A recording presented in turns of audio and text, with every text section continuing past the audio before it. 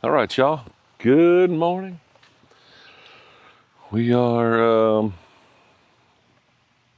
out here, about ready to do the pond. We finally caught some fish.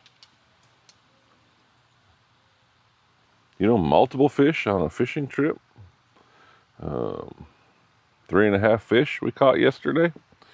And we're going to try to catch a few more. And it's kind of raining. And I'm putting this together. But while I'm doing this, put the old fuzzy dice, the Strike King tumbleweed. And I'll bring some of those with me too. I'm just gonna see if we can get some bites on this thing.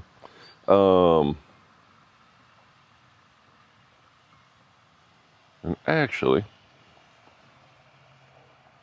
now that I'm looking at this hook's been upside down. But let's do I've done one of these in a while. I need to start filming them and editing them and all that kind of stuff. But let's do fishing with the bobber, fishing tails. That's right, folks. A story, if you will. And the goal of this whole series, just a reminder, or if you're new to seeing this, thank you. But what we're trying to do is we want to spread and grow the game, as they say, but we want to spread the joy of fishing with everybody. And so we're encouraging folks by telling these fun stories or exciting story, whatever the story may be, to take someone, take your neighbor, take a kid, take someone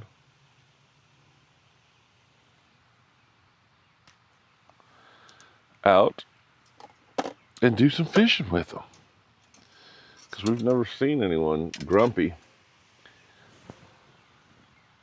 while the fish was pulling on their line. But this is going to be, let's talk about how I got into fishing. Growing up, I was born up in Minnesota, but we lived in Wisconsin. We had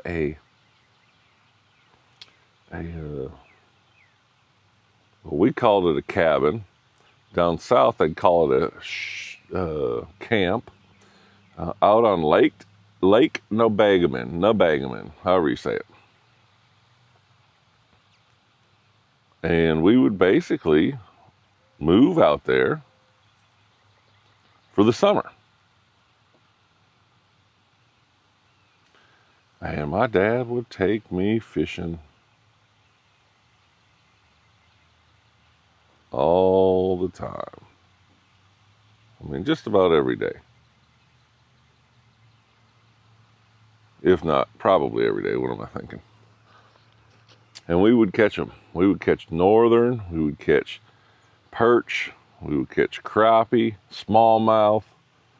We'd catch everything. And but we'd be just trolling, or we'd fish off the pier with a bobber. Hence the name, fishing with the bobber. But I got bored of that. I did not enjoy it. I didn't think it was good, even though we were catching a lot of fish. We even had like fish fries that we would catch all week or coming into it, and invite a bunch of family friends over for Friday night fish fry or Saturday, whatever it is. And my dad and I would be out trying to catch all the fish for it, and we would. So many fish we were catching. But I just got bored with it. So I quit. I quit fishing. I don't know what age, probably 8, 6, 7, 8, somewhere in there. And I didn't fish until after I graduated college. When I had moved back home after graduating,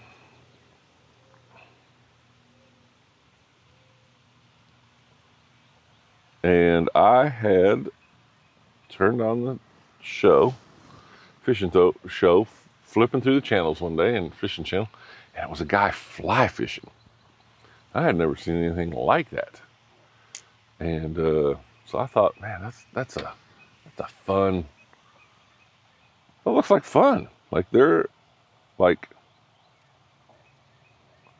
I'm gonna tie that on there like this, I guess.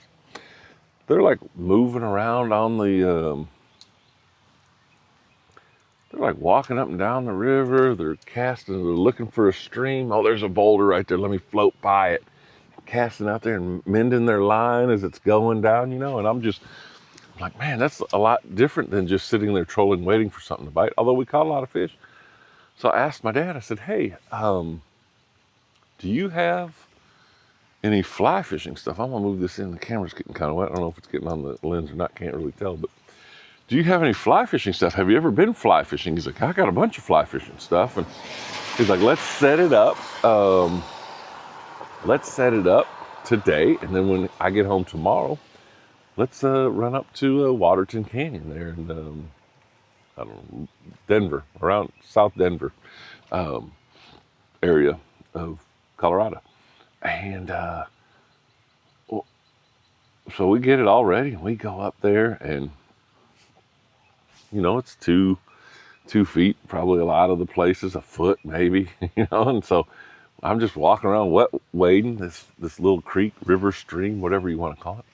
And I'm just like, man, this is it. Like, I'm doing something. I'm not just sitting there waiting, watching a bobber to go down, or trolling Rapala and, you know, waiting for it to just pull that line and then reel it in.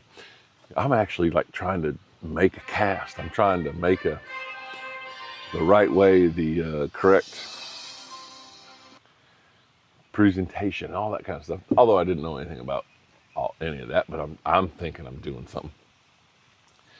And I hadn't caught anything. We've been casting, we've been fishing for a while, and then I see this big boulder sticking about 4 or 5 feet up out of the water. And there's a fish, jumps up every so often right in front of it. On the, I say in front of it, I'm downstream of it. And so on the eddy side, the slack water side, it would jump. And then I said, well, what was that? I'm looking, and it would jump again, you know, and I'm like, oh man. So I get up out of the river, I go all the way around upstream, I come back down the hill, come back down, I walk in, and I'm on the other side of the boulder. So the boulder's here, water's coming this way, and I'm standing here, and that fish has been jumping right here. And I kid you not, I just take my rod and I just put it over the side, and as soon as that thing hit the water, that fish came up, boom, I caught it. Probably a 6, 7, 8 inch rainbow trout, and was hooked ever since. So you don't have to know a whole lot about fishing to go catch a fish. You don't have to know a whole lot to take somebody fishing. Just, we want you to get out there and let everybody have a fish tale. And once they get one of those stories, they're going to want to get out there and get another one. Thank you. We'll see you on the next one. Let's go fishing.